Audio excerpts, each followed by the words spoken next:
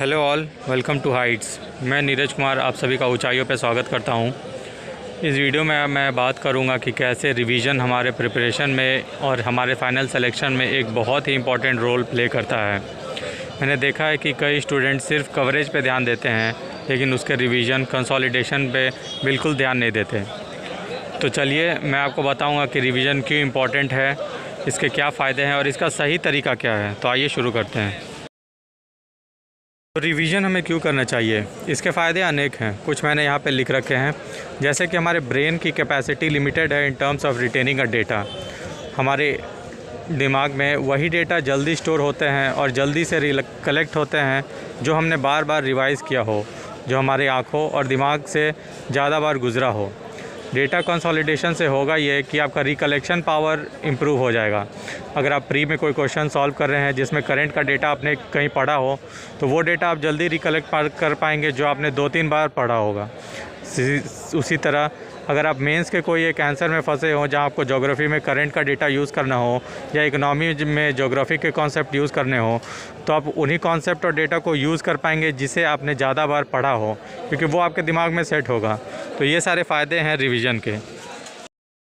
मैं आपको बताता हूँ वो तरीका जो 99% ऑफ द स्टूडेंट यूज़ करते हैं अपने रिवीजन के लिए। वो करते ये हैं कि अपने नोट्स को अलग अलग कलर के हाइलाइटर से हाईलाइट कर देते हैं और उसे 2 या 3 बार पढ़ जाते हैं, जो कि रिवीजन करने का सबसे गलत तरीका है। ये तरीका मैंने भी यूज़ किया था, बट जब मुझे नया तरीका पता चला तो मैंने अपने तरीके को इम्प्रोवाइज़ किया। तो चलिए क्या है नया तरीका मैं आपको बताता हूँ, और मैं गारंटी देता हूँ कि अगर आप इस तरीके को यूज़ करते हैं तो आप 99% स्टूडेंट को पीछे कर पाएंगे। तो चलिए जानते हैं सबसे सरल और सबसे इफ़ेक्टिव तरीका रिवाइज़ करने का। पहला है इस रिट्रीवल प्रैक्टिस। इसमें आपको करना ये है कि जब आपने एक चैप्टर पढ़ लिया होगा और उसके क्वेश्चन पेपर सॉल्व कर लिए होंगे, तो आप आपको एग्ज़ाम सेटर मान के उस चैप्टर का सबसे डिफ़िकल्ट क्वेश्चन प्रैक्टिस सेट बनाइए और इसे रेगुलर प्रैक्टिस कीजिए। टॉपिक्स को इंटरकनेक्ट कीजिए। दूसरा है स्पेस्ड प्रैक्टिस। इसमें आपको ये करना है कि सपोज़ दैट आपने एक टॉपिक आज पढ़ा, उस डेट को मेंशन कीजिए D, और आपको अगला रिवीजन D+3 दिन, उसके बाद D+7 और तीसरा D+21 डेज़ पे करना है। तीसरा है इंटरलीविंग। इसमें यह है कि आप जब 3-4 सब्जेक्ट एक साथ पढ़ रहे हों तो हर एक सब्जेक्ट को एडिक्वेट गैप दीजिए। एडिक्वेट गैप इसलिए देना है ताकि वो आपके ब्रेन में कंसोलिडेट हो सके, और फिर वही स्ट्रैटेजी अपनाइए D+3, D+7 और D+21 डेज़ वाला। नेक्स्ट है इलेबोरेशन।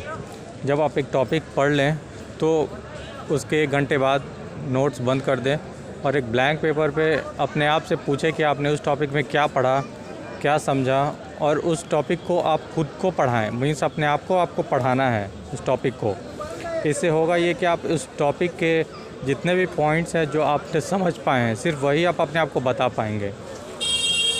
अगला है कि आप कॉन्क्रीट एग्जांपल्स से टॉपिक को रिलेट करें।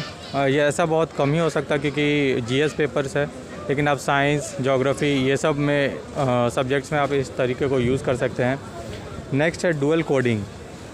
इसमें आपको करना ये है कि सारे सब्जेक्ट्स को निमोनिक्स के थ्रू याद कीजिए।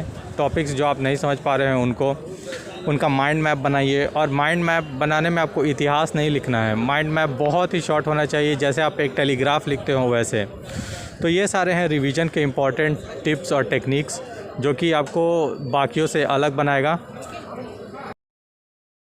तो ये थी मेरी राय रिवीजन को लेकर के, जो कि एक बहुत इम्पॉर्टेंट रोल प्ले करता है आपके सिलेक्शन होने और ना होने में। मैंने वही टिप्स और टेक्निक्स बताया जो मैंने यूज़ किया। मैंने आइंस्टाइन लेवल की बातें नहीं की हैं इस वीडियो में। तो ये तरीके आप भी अपनाइए और इसके ज़्यादा से ज़्यादा लाभ पाइए। तो मेरे साथ बने रहने के लिए धन्यवाद। मिलते हैं अगले वीडियो में। तब तक के लिए मैं नीरज कुमार आपका धन्यवाद करता हूँ।